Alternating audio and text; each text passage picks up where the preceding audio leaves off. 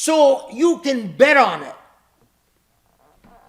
that these refugees are going to experience all types of racial discrimination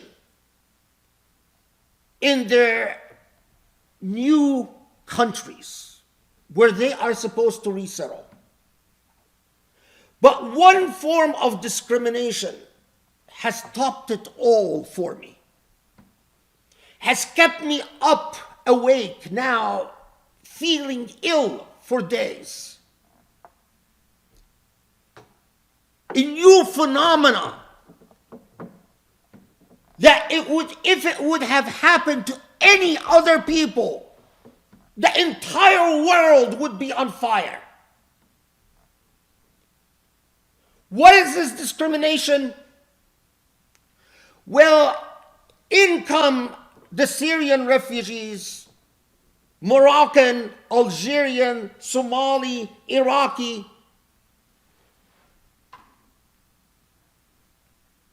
and especially in Sweden.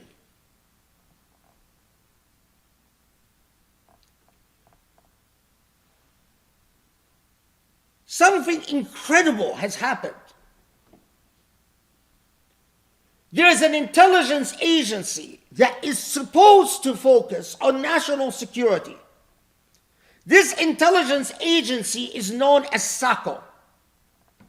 Well, SACO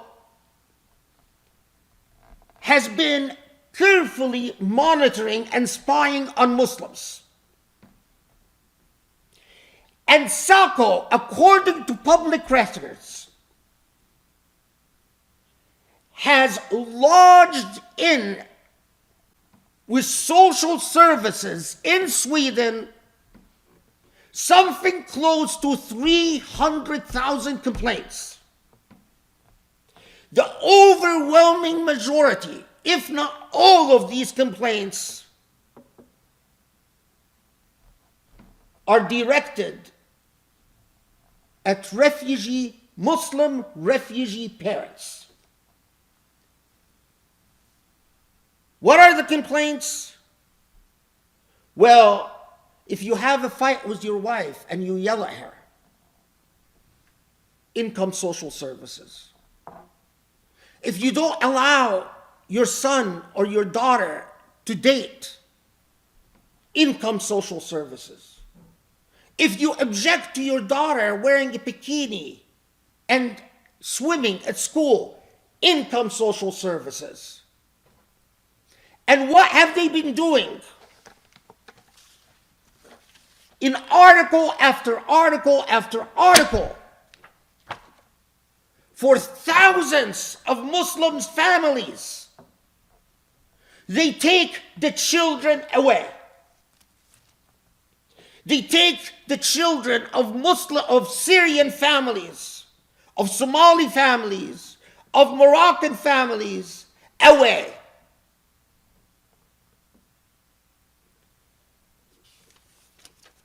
Apparently, this is big business. Because it's not just racism, but the families that agree to act as foster families get handsomely paid by the state. So these families not just having a financial incentive, but according to a recent book published in Sweden,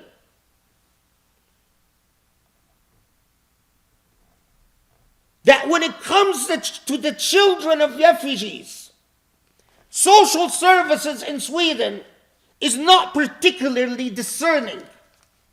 So many of these foster families have turned out to be sexual abusers.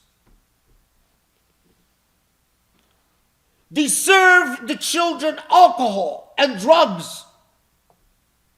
A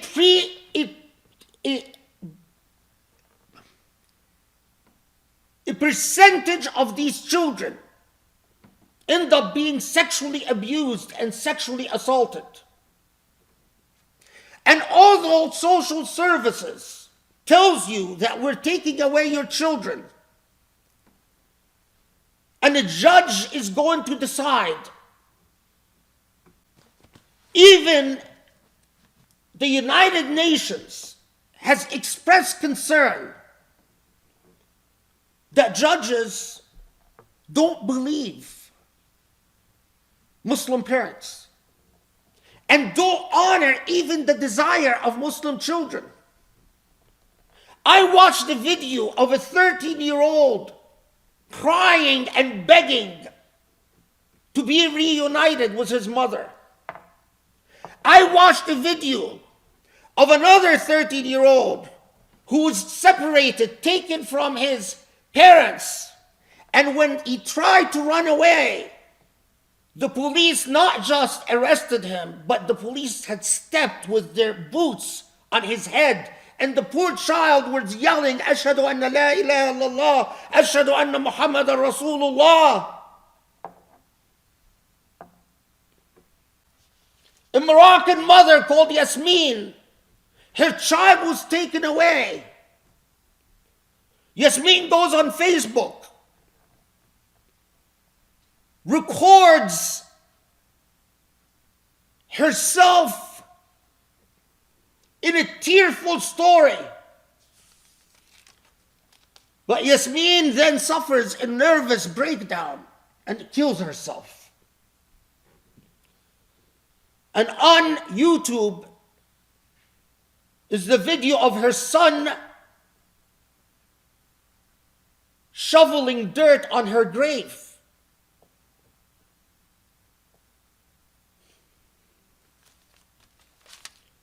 Another child, the woman was not called Yasmin. The woman was called Salwa Lina, a Moroccan woman.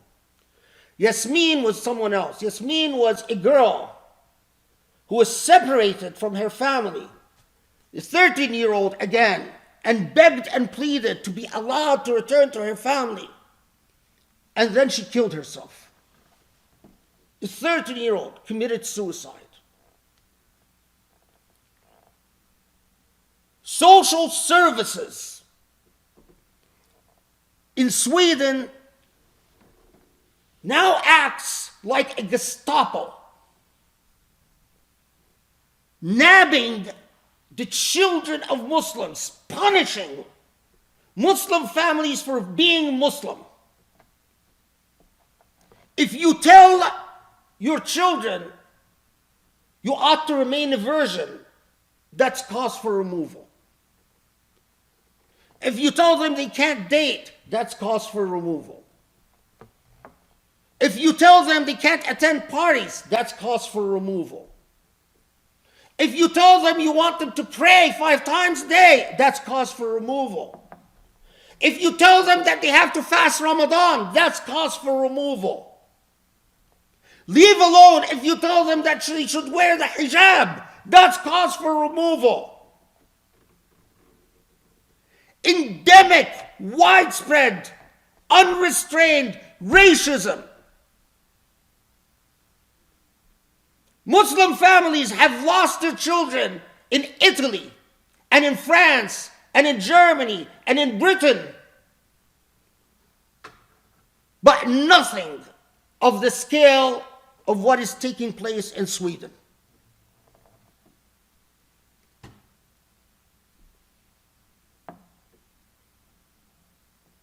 But what do you do with the people that look at what's going on in China and they go on with their lives?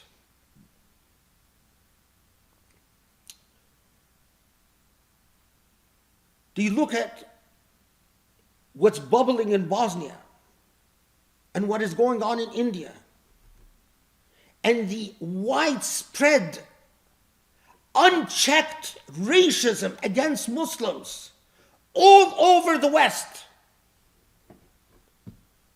And they still talk about what they're entitled to, what they want, what's comfortable for them. It's still a part of their frame of reference.